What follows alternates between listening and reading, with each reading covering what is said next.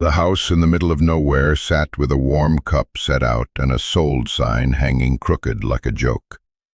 I stood behind the rusted fence, watching Boone pull the reins. The door was ajar, wind breathing out stale smoke. Crossing that threshold, he would have to choose, trust the paper or trust the calluses in the dirt. And when hoofbeats gathered, silence would decide who stayed, who left. The trail to the house was not a road meant for people. Thorn grass wrapped around the horse's fork, its tail snagging a few white specks of dust like trapped salt. An old wheel lay forgotten by a cactus patch, rim warped, paint peeling. Wind cut across, bringing the ripe sun smell off stone. Beyond, hills, dry without voices.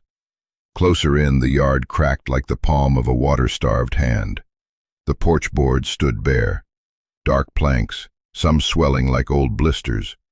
Right at the edge, a clay-colored enamel cup. Steam rose narrow and straight, like stovepipe smoke caught in a throat. A faint lip mark clung to the glaze, pale brown, the kind left by someone used to drinking slow. A crack ran from the rim down the body of the cup, fine as a white hair pressed between two book pages. No one in sight, only warmth leaving very slowly. The sold sign leaned from its nail on the porch post, one corner broken. When the wind touched it, it knocked hollowly, like a bad tooth trying to split. The nail head was flat, bright new. Sap around the hole spread in a ring, still wet. The board's grain matched the fence rails to the north, same wood, same hammer. Whoever hung it knew where the nails belonged. They hadn't gone far. Boone pulled up at the porch's shadow line. The horse blew, nose damp and red, breathing like a small forge. He didn't dismount at once. He looked at the cup, as if it could answer a question he wouldn't speak aloud. Sun caught the crack, poured down it in a thin thread of light. He bent slightly, hat brim shadowing the glaze. Warmth met shadow, condensed into a short thread of mist, then vanished. The wind shifted. The sign tapped the post again, the sound flatter. I heard it like someone sighing through their teeth. Boone stayed still, hands loose on the reins in his lap. Prints, short-toed shoes, steps even, no heel drag. Newer, weighted differently. The ground read things eyes didn't need to see. Boone finally slid his boot from the stirrup. The thud was round, certain. The horse tilted its head, bit the bit once, tack giving a soft creak. He stroked sweat from the mane's edge, leaving white salt on his fingertips. Then let go, letting the salt dry on its own. No wiping on his pants, no reaching for water. He took the porch in 2.5 steps. First step set right at the edge, the way a man used to saving boards walks. Second landed on a not-hard grain, the habit of an old soldier, never on the spot that might be hollow. At the last step he stopped. The cup was level with his knee. He leaned in to look. Didn't touch. The steam was thinner now, but still there. The smell from the cup was over-roasted coffee mixed with old stove smoke and a trace of riverbed salt. Not the smell of a saloon, the smell of a home. The sign knocked the post. Boone lifted his gaze to it. At the broken corner the wood was pale, not yet sun-bitten.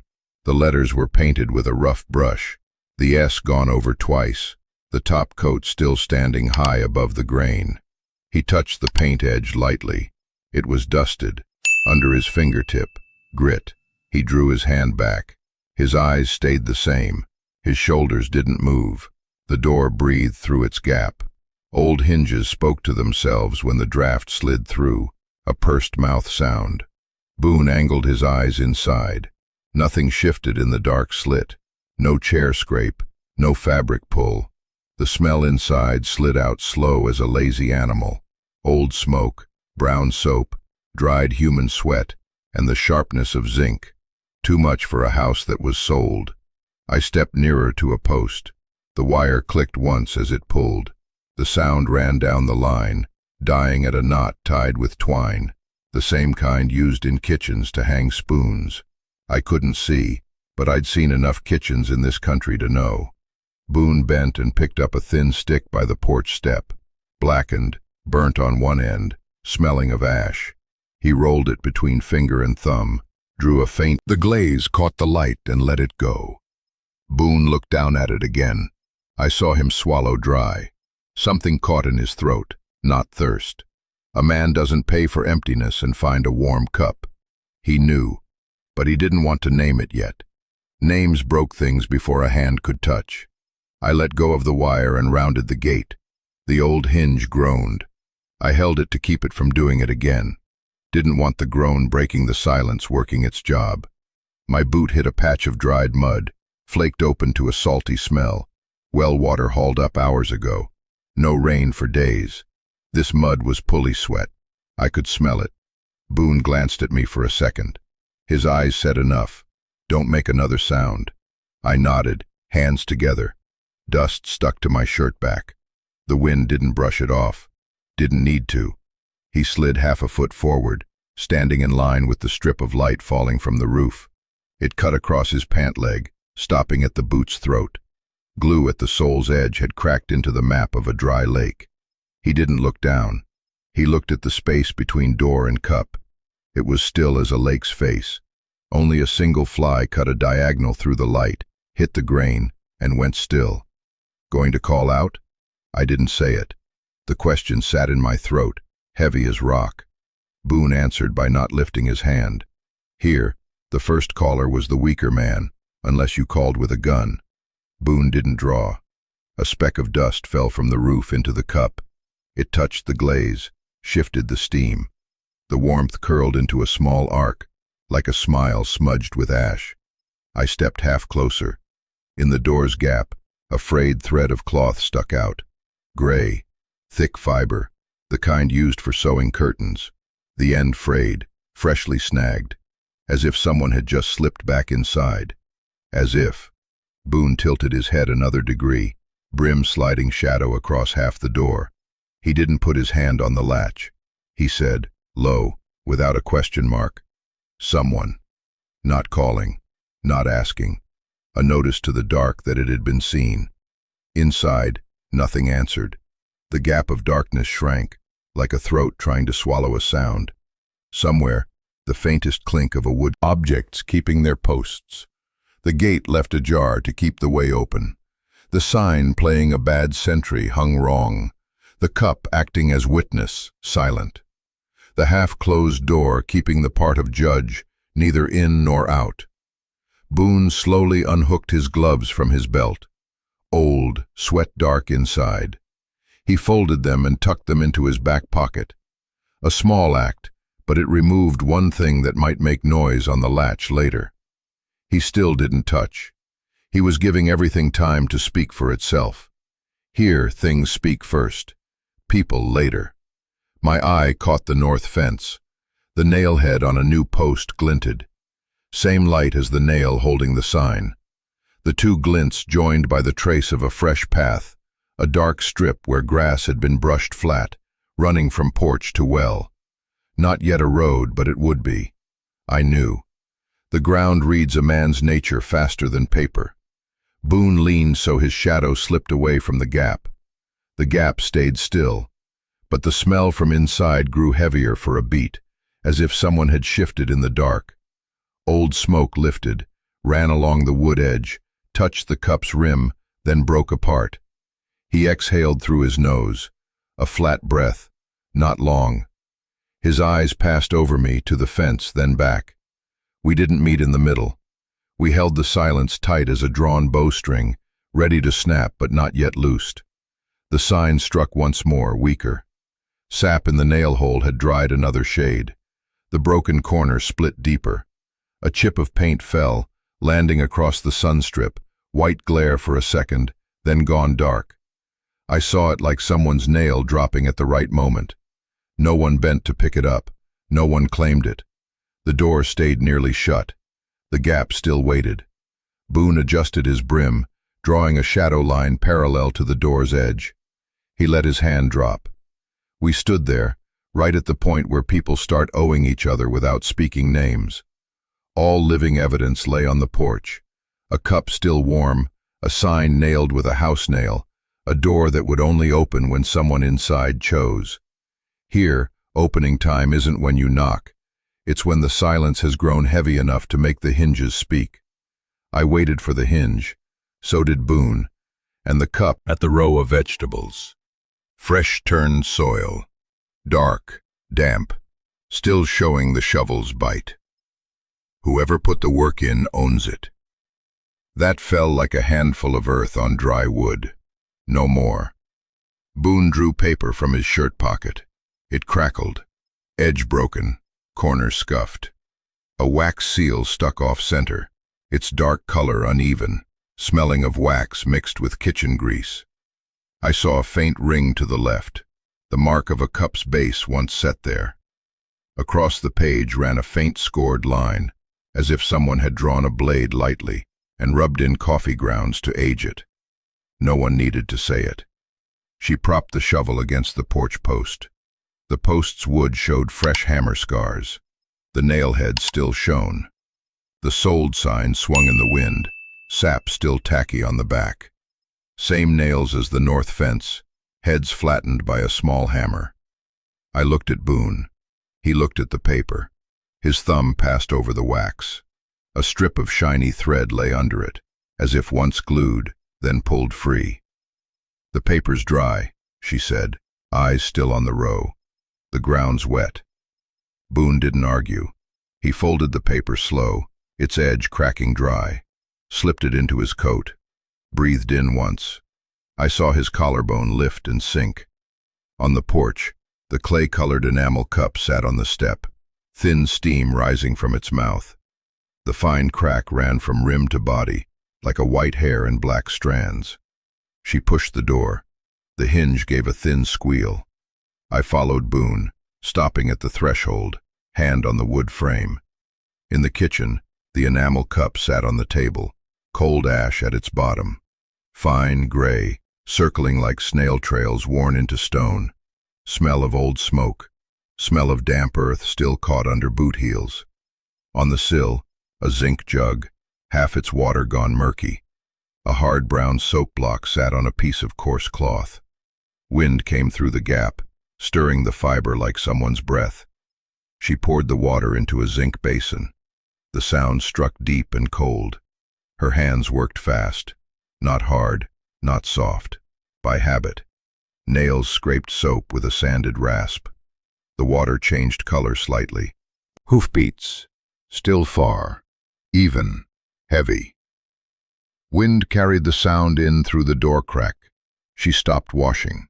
Her hands hung above the water, drops falling one by one, chasing each other in the zinc basin's rings. She wiped her hands on the cloth, turned her back, latched the window, wedged a wooden spoon into the frame to keep it from rattling. She slid the wooden spoon into the window gap to keep it from rattling. Boone looked up, didn't ask. She pulled another chair close to the wall, bracing it right under the door bar. At the front door she set a wedge, a tapered shaving of wood kept ready. Its point carried an old knife scar, a practiced motion. Then she turned back to the table, took the cup in her hand, tilted it to look. The ash at the bottom lay uneven. She didn't empty it. She set it on the wooden shelf beside the stove. The cracked rim turned inward, the back of the cup facing out. I saw it like a covered eye, a kind of sign, for those who knew. Boone glanced around. He loosened his cuff, pulled it back, took the paper out again, opened to the seal. She didn't wait. She took an old needle pinned in the edge of a cloth, pricked the wax. It pierced easily, wax softer than a quartz. The scent when scored was kitchen candle, not pine resin. She slid the needle back into the exact place on the cloth's edge. No one said forged. No need. Outside the wind shifted. Hoofbeats drew nearer, like fingers tapping a table. 1, 2, 3. The dry ground gave the sound a hard echo. She placed her hand on the table, thumb tapping to the rhythm, not to count, but to hear if it broke. Boone drew in a breath. I heard the cloth of his shirt strain faintly across his chest. He folded the paper again, 4 times, slid it into the innermost pocket of his coat, His fingers lingered for a second, maybe to press it down, maybe to steady himself. I didn't guess. She stepped to the kitchen's corner, pulled open a narrow drawer. Inside, a cloth pouch, short rope, loose nails. Same kind as on the porch. She took out two, set them on the table. Not to use, for Boone to see. The nail head still carried sawdust, almost secret into a bottleneck. She went to the door, didn't open, slid her eyes through the gap. The light outside was white and sharp, cutting the porch edge into a narrow strip. Inside, the kitchen light darkened. Time changed in the color of the wood. "If you stay inside," she said. Still low, still not looking at him. "They come, don't go out." Boone gave a small nod, not enough to stir the stray hair at his forehead.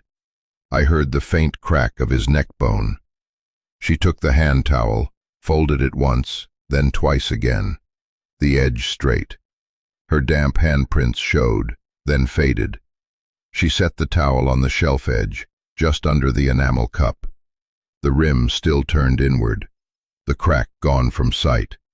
I remembered that morning, the crack facing out, taking sunlight like a bright thread. Now gone. That alone changed the air in the kitchen, like a guard changed at post. Outside, hoofbeats paused.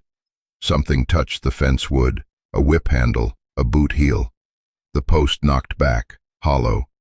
A second later, the metallic clack of someone shifting a gun strap. I could smell wet iron in my nose, though nothing new sat in the room except the basin. Boone stepped back into shadow, close to the wall by the window. He didn't draw. No one did. He eased the blocking chair aside with the crown of a chair leg, slipped into the narrow space between wall and cupboard. He could fold his size down into small space, the way men do who have learned to avoid bullets. She stayed still for another beat. Then her left hand drew another short wooden bar from the sill, end rounded. She set it across the inside door, where the second hinge was loose. A poor lock, but enough to make the opening last a beat longer, enough for someone to hold their breath. I glanced toward the porch. The sold sign had turned slightly, the edge of a letter just showing. Wind held it in that half place, like someone didn't want the whole word read. The nail head caught the light again. She turned, crossed the table, lifted the enamel cup a fraction as if to test its weight, then set it down in the exact same spot. Didn't shift it a hair. What needed saying was done. "If you stay, don't go out." She set her palm flat on the table, curled her fingers in as if gripping it. Her nails dry, edges dark. The old smoke from the cup's bottom seemed to rise a touch, though no one touched it. I heard the porch hinge catch, the sound of someone testing the latch without pulling. The kitchen air pulled tight. A question stood at the threshold, needing no words, and all that showed was the enamel cup, crack turned in, like a closed mouth holding quiet. Hoofbeats stopped. A shadow touched the bright strip under the door. No knock. No call. She breathed slow. Boone didn't move. I kept my hand on the frame, felt the wood tremble with my pulse. On the shelf, the cup didn't tremble. The ash at its bottom lay still. And I knew from here on, words would be few, and silence would do the telling. I stood leaning on a fence post, hand on rusted wire. Thin moss flaked off, clinging to my fingertip. Dry earth smell mixing with damp metal. Sun poured onto cracked ground, cicadas stuck somewhere in the thorn grass. The door opened. She stepped out first. Young, small-shouldered, gray shirt faded to silver, cuffs rolled, showing dry earth stains at the button seam. Her hand gripped a shovel handle, the wood worn smooth where often held, a small crack at the top bound with jute. Earth clung to her boot heels, falling in pieces on the porch step. She stopped just at the sun's edge, eyes on the freshly turned row. Boone slid from the saddle. The reins slid through his palm with a small dry leather hiss. He faced her from a step and a half away. His coat hung open at the second button, its hem shifting in the wind.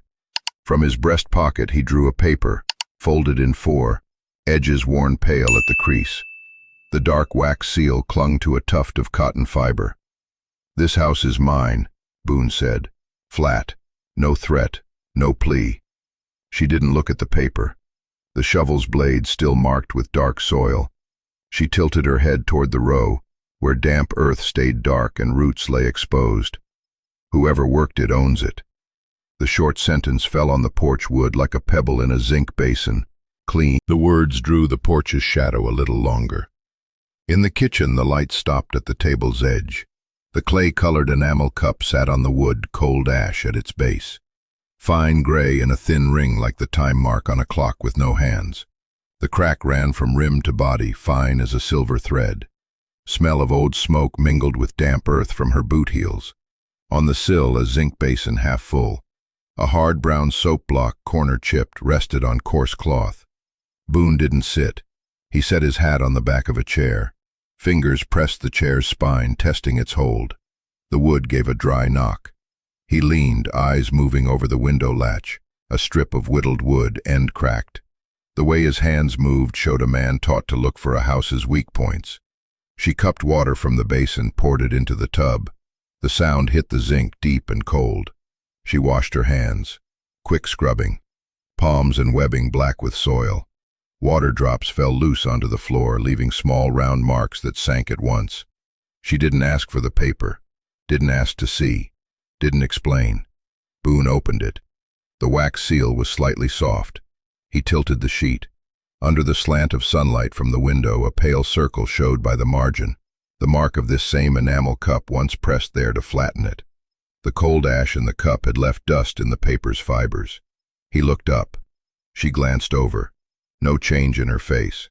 "I bought it from a man in the office," Boone said. "Only that. No name added." She took an old needle pinned to the hanging cloth's edge, pricked the wax lightly. It pierced easily. The scent rose sharper, more like kitchen tallow candle than pine resin meant for seals. She slid the needle back into the same hole. No one said fake. No need. I heard the sign on the porch knock the post, a short clack like a tongue click. She shut the window down a notch. The wooden bar slid into its groove with a dull sound. From the door frame she drew a small wedge, tapered, knife marks on the point. She shoved it under the front door so that when pulled, the door would bite longer by a beat. A practiced move. No pause. Outside, a faint tap like iron on stone. Then a steady run of beats. Hoof steps. Far. Even. Surface. Searching for an old scratch. They found the splintered edge of wood. He pulled back, wiped his hand on his trousers. Not dirt. Sweat. She stepped to the low cupboard, pulled open a narrow drawer. Inside, a cloth bag of nails, flat-headed. A few still held iron filings. She spilled two onto the table. Light slid over them, the shine strange, shine of metal freshly snapped from the bar, not yet dulled. Boone rolled one between thumb and forefinger. The shank's back rough, biting skin. He set it back where she'd put it. They both looked at the nails. No need for words. Same kind as those holding the porch sign. That was when betrayal took shape. Not by declaration, by object. Two nails lying still on wood, breathing the scent of fresh iron, saying clear that sign had never come from a town official. Someone had gone into her store, taken nails from her own house, and fixed that sign to the porch. Law forged. Theft by house nails. I saw Boone's throat lift once, like swallowing against a knot. He didn't say tricked, just stopped looking at the paper. In the yard, hoofbeats nearer, even, certain, not a stray horse. 2, maybe 3. I tried to count through the silence. Each time the wind dropped, the echo off the hillside struck the kitchen wall, telling the ground left. One stretch yet. She poured the rest of the basin water into the tub. The stream hugged the rim, sound changing, thinner, higher. She tied back her hair with a jute cord, the kind used for grain sacks, left the knot tail showing, ready to pull loose if needed. She moved a chair aside, leaned it to block the door. Her feet touched the floor twice, small beats, not stumbles, measuring the space to the door by the dust's slide. Boone folded the paper, pressed it deeper into the inside pocket, the crease tight. His hand stayed there a moment, like keeping something from falling. He looked up, his eyes no longer on the seal. They moved to the door, to the latch bar, to the wedge at the foot, to where she had set the cup. The look of a man who had changed sides. I heard tack leather creak. A boot tapped the fence post. A light try, then quiet. Wind slipped through the oath. Under the table, the two nails lay parallel, space between them the width of an unfinished letter. Outside, hooves hit gravel. A short cough. Someone spat. The wet sound on dry ground sharp as a pin on wax. I watched the sunlight's shadow crawl the table edge. At the same mark as before, it stopped, didn't slide further. In that short second, the kitchen stood like a photograph. She placed her hand on the table, fingers drawn in, nails edged in soil. Boone held his breath. I held mine. No voice outside. Only the wind rubbing at the sold sign, trying to lift its face. It didn't. She glanced at the cup. I saw her eyes corner damp, not from water, like sweat, or old smoke that wanted to leave. She didn't wipe it, didn't move away. Her hand slid from the table to the cup's cool rim. One beat, then let go, as if placing a small stone in her palm, then setting it back. I understood. She was sealing the house's mouth before outsiders asked. Steps on the porch. The wood gave a tight sound. The wedge under the door bit harder into the floor. Fibers in the boards creaked, one thread at a time. I heard a breath outside, longer, with a hint of unease. Maybe at the dark, maybe at the silence. A hand touched the latch, stopped, withdrew. No knock, no word. In the kitchen the silence was full. No space left for a single word. Only objects holding their ground like borders. The wedged door, the cup with its crack turned in, the two nails lying parallel, the paper folded deep in a pocket no longer trusted. At my ribs, my heartbeat slowed, enough to feel the throat dry. The choke came right on time, not from fear of guns, but from knowing who had bored those nail holes with the house's own nails. Betrayal hadn't come from far. It had stood in this kitchen, borrowed nails, borrowed the cup, pressed it on the paper. "Don't go," she repeated, almost voiceless. Boone didn't answer, but I saw his hand leave the wall crack, drop to his side, open, fingers straight, not shaking, ready, not to draw, but to stand still another beat. Three men appeared at the yard's edge, riding in line, then fanning out. The left horse had a fresh scar at its neck, cinch knot tied in a hurry. The middle rider, tall, coat open, its hem sweeping dust. The right one wore old boots, heel plates clicking as he stepped down. They didn't speak, just looked. Their eyes swept the porch. Nails on the post still shone. The sold sign trembled. The tall one took the first step up. Boot heel hit wood with a solid sound, no hesitation. His hand rested on the gun belt. Didn't draw, just left it there, like a man setting a spoon on a bowl's rim before eating. In the kitchen, the old smoke smell from the cup's bottom mixed with the damp earth on her boot heels. She stood an arm's length from me. Her eyes didn't go to the door, stopped at the shelf where the cup sat with its crack turned inward. Boone stood at the threshold, his shadow folding into the walls. His finger touched the cup's rim, resting exactly on the hairline crack fine as silver thread. One breath. Then it stayed there, like a hand laid on a wound long healed, but still remembered. On the porch, hooves ground gravel. The sound came into the house, small stones rubbing like teeth gritting. The man on the right touched the latch. It turned slightly. The door didn't move. The wedge bit deep. The hinge let out a thin whine. He let go, eyes on the darkness inside. I saw his pupils bead wet like glass seed. The middle one tilted his head just enough for his brim to shadow half his face. His gaze slid over the sign, stopping a beat at the flat-headed nail, then out to the fence post, where the same kind of nail sat in a new board hammered days ago. He wasn't stupid, just unwilling to speak. Wind pushed his coat open, showing the even hand stitch at his holster's edge. A stitcher's work, not a novice's. "Anyone in the house?" The voice wasn't asking. It was dropping a stone in a well to hear how deep. In the kitchen, the fly at the glass stopped. Dust in the light beam hung still, like someone holding the whole room in the air. I heard the leftover water in the zinc basin give the "Hurry. Steady." "This door," the one on the right said low. The middleman didn't answer, only lifted his gaze from the nail to the sign. Sap clung to its back, still glossy. Whoever hung it had been here not long ago. Maybe this morning, maybe yesterday. The kind who could read such signs would know. He knew. Boone drew a breath. Not deep, just enough. I heard his shirt rasp faintly at his side seam.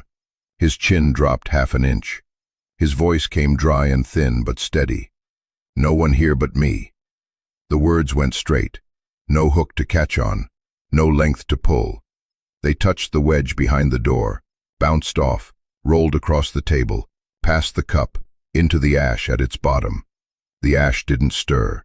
It only darkened a shade. In my throat, the passage closed, dry as the gravel outside. I couldn't swallow.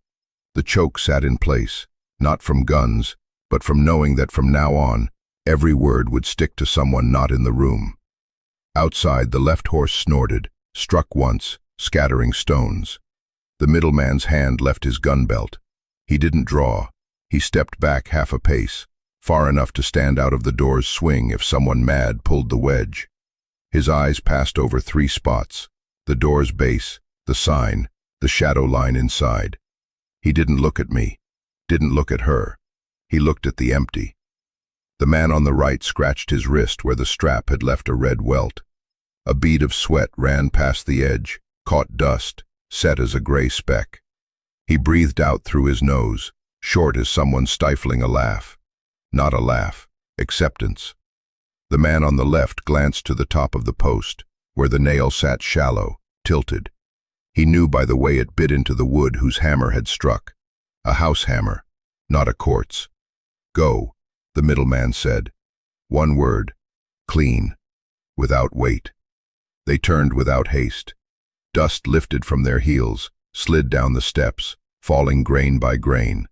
The middle one mounted first, left hand brushing the worn saddle edge, fingertips bearing glue scars. The left man swung his leg over, heel brushing the horse's hide, leaving a dark streak. The right lingered half a beat. He didn't look at me, didn't look at her.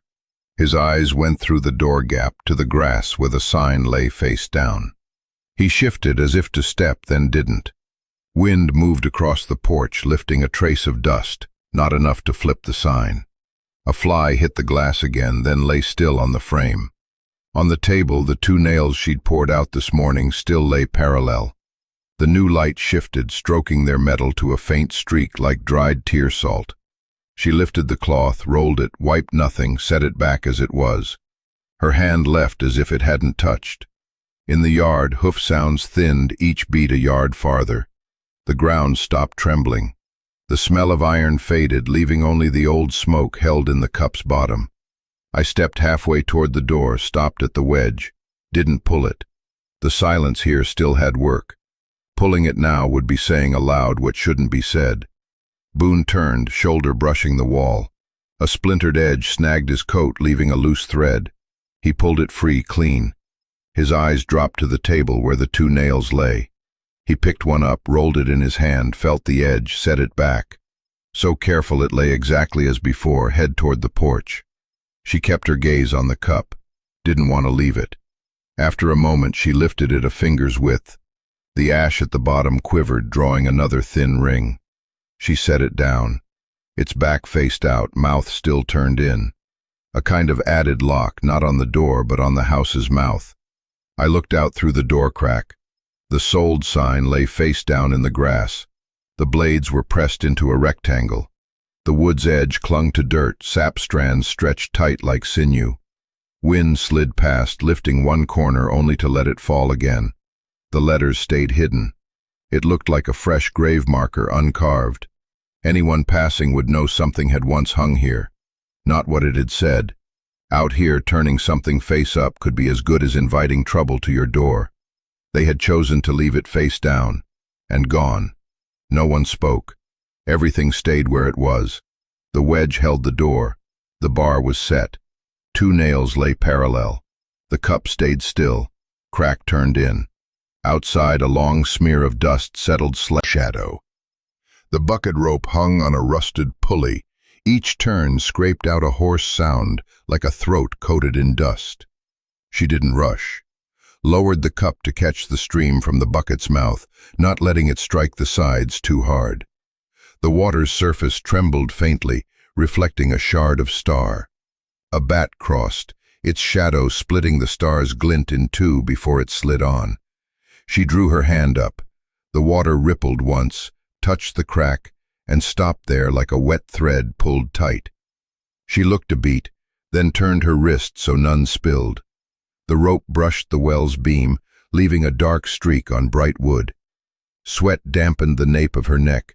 A few hairs stuck, catching a grain of light like salt. Boone stood 3 steps from her, didn't touch the cup, didn't touch the rope, just watched her hand hold the cup, like a man weighing the heft of habit. The back of his shirt was darker with sweat.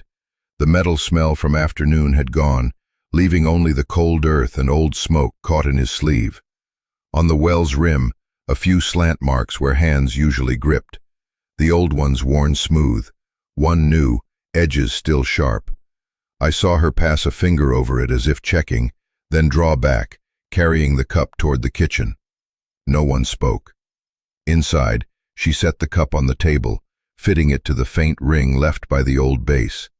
The ash was gone. A bead of water ran to the rim, dropped, and broke silent on the wood. Boone pulled a chair close to the window, sat, hands on his knees, opening and closing them. I heard the stove tap softly inside, like coals still breathing. Night thinned. Mist smell from the field slid in through the window gap. She pushed the bar 1 notch farther, not locked tight, not left loose. Before bed, she tied a loose loop of jute cord around the wooden spoon hanging on the latch, so if the door was pulled, the spoon would fall with a small enough sound to wake her. A poor trap. I didn't sleep deep. Each time I drifted, the wind moved the pulley rope at the well, and I startled. Near dawn, the wind died. Kitchen smoke cleared faster. Before full light, dew clung to the grass backs. I heard the steady breeze laid right over his. Some curved aside, setting in softer earth for steadier footing. A reversal. Yesterday he stood guard inside while she quietly washed her hands. This morning she had gone out, braced the fence. Roles shifted, shoulders traded. Boone came behind me, stopped there, bent, set his palm on the new post, skin picking up sap, leaving it gold-stained. He didn't wipe it. He looked at the small print laid over his. To anyone else, just another day's work. I read it different. When one was looking up, the other had gone outside to hold the yard still a beat longer. In war, that's called changing watch, without words. She brought out a small cloth bag from the storeroom, the fabric frayed at the edges, drawstring jute with a dead knot at its end. She tied it to Boone's saddle, double-looped, wedged a sliver of wood so it wouldn't thump the horse's flank in travel. Checked the knot. The tie was neat, cord cut clean. She touched the saddle once, like tapping a shoulder before it walks into a hard wind. If you want to sleep safe, fix the roof over the stove first, she said. Flat as yesterday.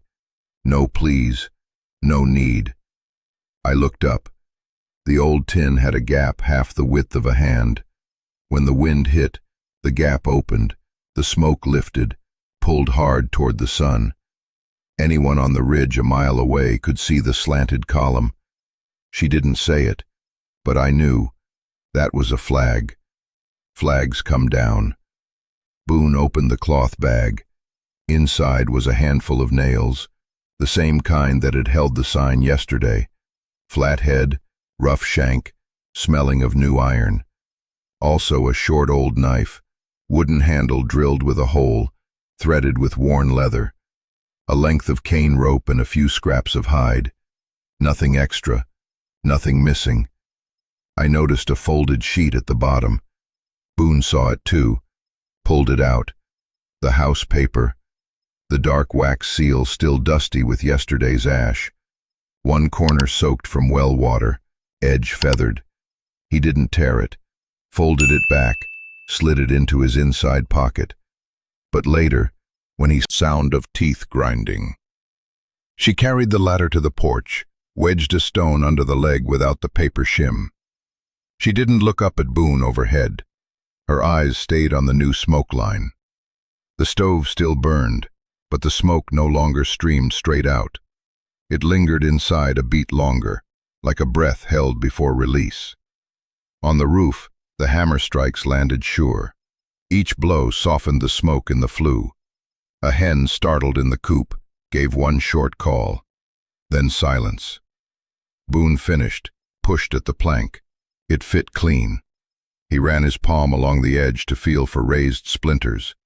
Sap stuck to his skin, along with dust. He wiped it once on his back, leaving a dark mark, then slid down slow, lifted the paper from the ladder's foot, brushed the dirt off, didn't tear it, folded it into quarters again, dropped it back into his coat pocket, deeper this time. I heard the paper rasp on the cloth, rough as a dry throat. In the kitchen, the smoke scent changed. No more straight escape to the sky. Now it followed the pipe, obedient in a way that felt wrong. The air lost its hold on yesterday's ash. The table shed its smell of char quicker.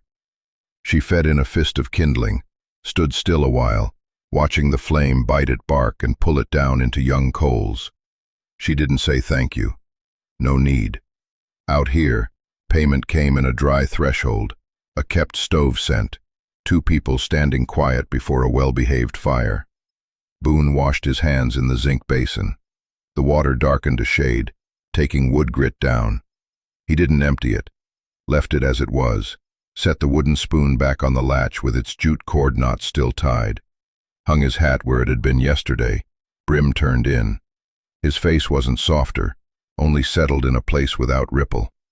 She stepped to the porch, lifted the sign from the grass, didn't turn the letters over. Leaning it against the post, she kept the face to the ground. The nail head kicked loose yesterday, lay somewhere in the grass, catching light. She bent for it, slipped it into her pocket. The motion was as small as plucking a pebble from a shoe. To me, it was a closing of the books. House nails returned to the house. I stepped into the yard. The north fence stood straight. The wire was taut, giving a low hum when I plucked it. At the new post, sap still bled sweet. In the grass, his boot marks and her smaller prints were fading in the sun, mingling where the earth was soft. That patch had dried, grown flat. Back inside, I stopped at the sill. The cup still looked inward.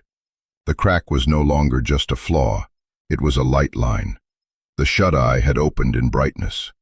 The breath in my chest eased a notch, like loosening a knot at the throat no one had noticed, one tied long ago. And the house, with a new plank, a fake paper now turned shim, two nails back where they belonged, held its quiet like someone who knew exactly how much to say. Weeks later, the thistle tips had dulled. The yard's edge lay even. A path had formed through the grass, running straight from the door to the well like a dark cord laid on the ground. Its center packed firm, sides softer. Near the well, the dirt was smooth as a cutting board worn down by years of work. The well's rim shone more at the handhold. The pulley had stopped rasping. Rust in its groove wore into a clean circle. The rope near the spindle was blacker from sweat. By the crank, a new split had been filled with resin, dry on the surface, darker underneath. On the porch, the sold sign no longer leaned on the post. Part of it had become a trivet under a clay pot, letters to the dirt. The edge had been cut straight, clean of splinters. The rest stood in the shed corner, also faced in. The nail heads lay in a small wooden box, same kind as used on the fence. I knew their shine. Every week, one more head was missing from the box. In the kitchen, the enamel cup was on the sill, empty, dry. Its back to the yard, mouth in. The silver thread crack now had a sheen. Someone had brushed resin along it. Not covered whole, just enough so a finger wouldn't catch. On the table were seeds, small, brown, cut from dry corn. A few large beans among them, skins wrinkled like old hands. Beside them lay a narrow strip of stiff paper, edges singed, pencil marked. East, fence. From the cup, stepped on, crushed to dust. Rain in the night had been light. By morning, dust lay thin on the cup like powder, easy to wipe with a hand's back. She didn't wipe. She blew. The dust lifted, the crack flashed once, and went dark. The rain raised the scent of southern earth, the smell here since the well was dug. It slipped back into the kitchen like an animal that knew its way. Boone came by one afternoon, didn't dismount. Wind pushed his brim to shadow half his face. At the fence, the dog jumped once, sat, didn't bark. He looked to the porch. The cup was on the sill. Back to the yard, mouth in, full of seeds. His hand stayed on the horse's mane a beat longer. The tendons stood, then eased. He didn't call out. His hand left the mane and settled on the head of the new post. Dried resin stuck to his fingertips, and he pulled up a thin strand. He rolled it into a small bead and pressed it into a seam in the post, smoothing the wood after, like a man laying down the frayed edge of a coat. I stood 3 paces away, silent. He knew I saw. I knew he knew. She stood in the kitchen, head slightly tilted, eyes on the seeds in the cup. She didn't look out, didn't draw the curtain. Beside the sill was a new hook, its nail freshly set. It might have been one from the sign. From it hung the wooden spoon once kept on the door latch. The latch still had the knotted jute cord. The spoon had been moved higher. The latch now stood alone. From the salt shelf had been turned, blade inward, handle out. A strip of new leather was looped through its hilt hole. The old strap hung on a nail by the door. That nail was new, same metal as in the porch nail box. I didn't touch it, just looked. By the second week, grass roots showed along the path's edge, exposed like wiry whiskers. A lizard lay belly up near the porch, bolted when shadow passed. My eyes caught on something bright in the dirt. A crumb of old wax, stuck with ash, its edge pressed with a fingerprint. I ground it under my heel. It broke, turned to black powder, vanished into the earth. Paper business ends that way. No one says so. The wind does. Boone passed again one evening. On the saddle was a small leather pouch tied twice. The reins were glossy where his grip had worn them. He stopped at the path's edge, not entering. The horse's breath came slow, steady. The saddle strap gave a small boon. He looked at the sill, long enough for the sun to shift on the cup's rim. I thought he'd dismount. He didn't.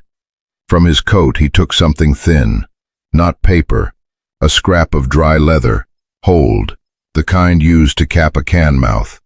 He checked the tie, added a knot, then lashed it to the fence post's head, right where a hand would rest. The scrap had 3 holes. The middle was torn wide. It could be used to latch something, or to hang something later. He drew his hand back. Resin from the post stuck to his fingers. He didn't wipe it. Turned the horse. She stood behind the curtain, unseen. I knew she was there because its edge, once still, bent slightly, then fell back. The cup on the sill didn't move. It was full of seeds. Field wind pushed into the porch, slid along the sill. The topmost seed shifted a hair, tapped the crack. Tack. Thin, clean, like metal touching glass. Something in my throat caught. Not pain, not wet, just caught. Boone didn't turn at the sound. He touched his heel to the horse's flank. The animal understood. Its head dipped and rose. The reins tugged, then stopped. I turned away, walked slow. The path was so flat it felt like the skin of a drum. Each step made a small sound no one else would hear. I thought of the night the paper had braced the ladder, of the morning her print had pressed over his, of the new hook holding the spoon, its nail twin to the signs. I didn't think of the men who had stood on the porch. What mattered was on the sill. Seeds would go to ground, the crack wouldn't widen, and this house would turn its mouth inward when it had to. The sun touched the hill. The porch's shadow stretched, covered half the path. I walked away. Behind me, another tack. Thin as a pluck on the cord tying up a secret, then left alone. In the end, only wind moved through the porch. The cup still faced in. The crack caught the light. No sound of pain. Out here people stitch with silence, with a paper shim under a ladder foot, with a plank set against the wind, with steps that don't tread each other's path. Work makes the owner. No signboard nailed to prove it. Those who've lost, those once sold cheap, find ways to put the kitchen roof right so the smoke runs true. If this story brushes against a crack of yours, let it shine a thread. When you choose, you can leave a short word below. Say what you've mended, or just set down a single mark. I'll understand.